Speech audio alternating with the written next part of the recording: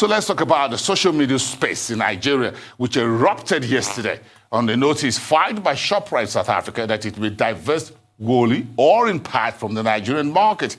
In Botswana, in Southern Africa, the country's supermarket Choppies announced plans to close down stores in Kenya, Tanzania, Mozambique, and South Africa because they are not profitable. So what's going on here? Let me get some answers from Arabile Gumede, who is my colleague in financial reporting in South Africa. Good evening.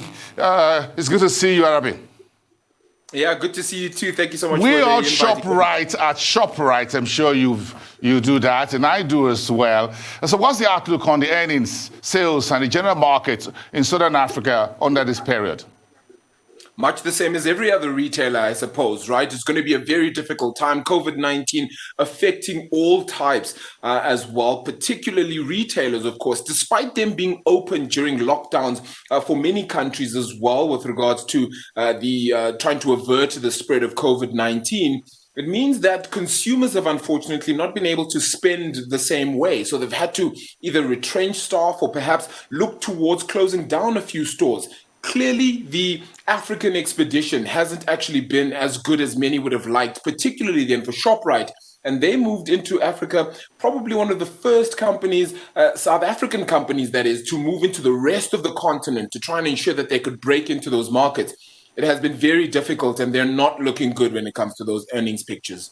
We don't have the full numbers yet, so but expectations are that Shoprite will still come in with some decent sales figures again. Whatever happens to a pandemic or virus, folks still want to eat and stay alive as long as they see the sunrise and sunset on a daily basis. But Shoprite is notifying the market of intention to divest in part or entirely from the Nigerian market. Is this news resonating as it's done in Nigeria, in South Africa, where the headquarters really is? Yeah, I suppose maybe not, because let's remember in South Africa also the footprint is absolutely massive for Shoprite. It also has its upper market version as well called Checkers, which it still holds quite dearly as well in the South African market. So heavily entrenched here in South Africa. But I can tell you now that the fact that they're divesting out of effectively the biggest economy on the continent in Nigeria means that they're not seeing the kind of growth the likes of MTN have seen out in those areas. Let's remember, though, that Shoprite aren't the only ones in Africa who perhaps have struggled somewhat. The likes of Tiger Brands, who are a South African company, also tried to go into the rest of the continent, including Nigeria, and that didn't work out quite so nicely as well. So it does resonate with the sense that perhaps things aren't the way they would have liked them to be. The former CEO, Whitey Basson, made it his mission that Africa must be entrenched within the business. But clearly, that's not going to continue to be the same going forward. It won't be the same kind of business anymore. Because I heard of we read of similar stories of Nakumatt in East Africa, in Kenya and Rwanda and elsewhere. And there are challenges as well when it comes to the business of retailing. This is Africa, where the majority of the population are very young people who are cultivating taste of very nice, good things. So going to have what you call a shopping mall or retail experience is a new thing, even for folks here in Nigeria. So how come it's not really working? Does it have to do with the economy? Is it with the jobs market? What exactly is biting this whole experience or this Pan-African expansion that we are seeing now, a bit of a pullback from some of the big names, such as Shoprite? Well, so we would have thought that Shoprite would have been the ones to actually get it right, because what they did was they actually took on a partner within some of the African markets and did their homework heavily before they entrenched themselves into the markets they entered, while some of the other people or other companies that went into the rest of the continent actually went in on their own. But what has clearly happened in this front then is that people have cultivated those tastes that you make note of, but unfortunately, Shoprite hasn't adapted to them. It's very different when, for example, one buys something from LVMH or Louis Vuitton, Moet and Hennessy, compared to buying an item that I need to eat, which may not fit my taste buds. So it can't be the same. And also, let's remember that Shoprite hasn't necessarily built the greatest of factories in and around the rest of the continent, which would help supply the content it has. So here comes the story of currency risk in sub-Saharan Africa's jurisdictions. As you expand, you face various currency risk, market risk across various jurisdictions, and Nigeria is one example of such. Yeah, so I mean, you can even see it with the local currency. So South Africa's rand has moved now to 17 rand 40 odd against the US dollar. Now, let's remember that it just means that the dollar basket not so long ago was weaker, particularly just early this week and moving on to late last week as well. It was very weak, but any strength there has meant that the local currency, South Africa, and a lot of emerging market currencies, including the Naira, have certainly felt that impact.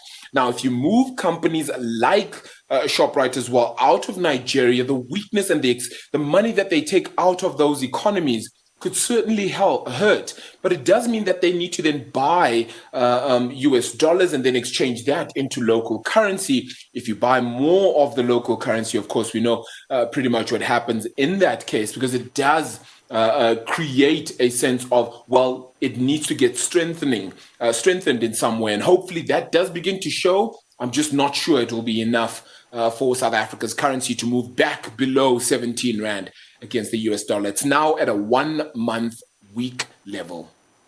Interested when we see these developments even within the Southern African market. Choppies of Botswana has a few stores in Nigeria, I understand. Also closing outlets in South Africa, Kenya, Mozambique, and Tanzania. That's in the news within the last couple of hours because they are not profitable and want to concentrate in Botswana.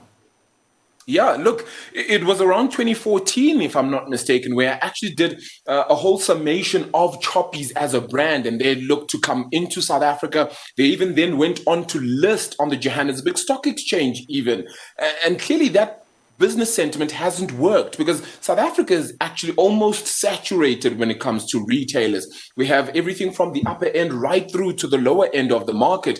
And quite a few stores also gratify or satisfy that bottom end of the market where Shoprite also participates in. We have stores like Boxer as well, which continue to flood the market. Even Pick n Pay continues to take on quite a bit. We also have Spar, which is in the mid to upper region, while Woolworths, of course, takes part in this market too. So all these retailers have unfortunately taken up a space that perhaps Choppies wasn't ready to infiltrate and perhaps couldn't infiltrate because of name brands that South Africans have gotten accustomed to with the likes of Shoprite.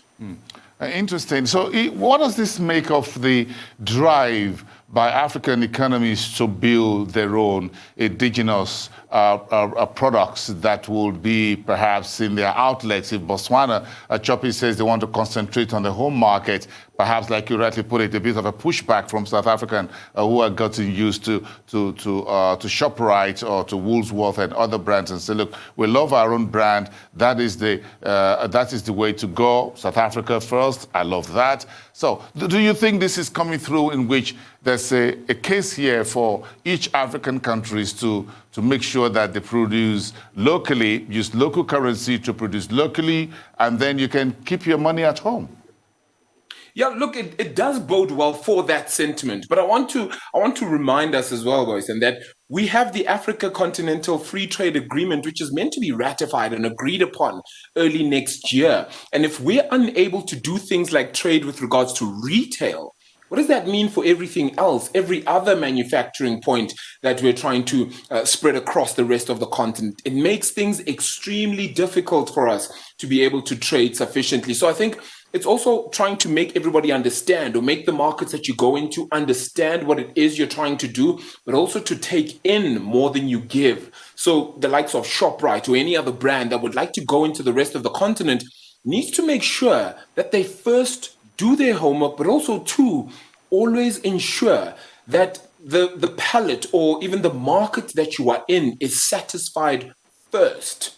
Because if you don't satisfy their market and you just think you're going to throw whatever it is that you've had and you throw it into that market, you're definitely not going to succeed. Very interesting, and thanks for throwing in the EFCFTA into it, Arabile, because we've got to deal with that. If we want to be truly a pan-continental trade, we've got to deal with trade with each other and exposed to each other's markets. And taste, by the way, I wouldn't mind having Malawi, South Africa, Uganda tastes of stew and soup and other culinaries here. Let's just have it all across the continent, shall we? Thank you. Arabile Gumede, have a great evening in Johannesburg.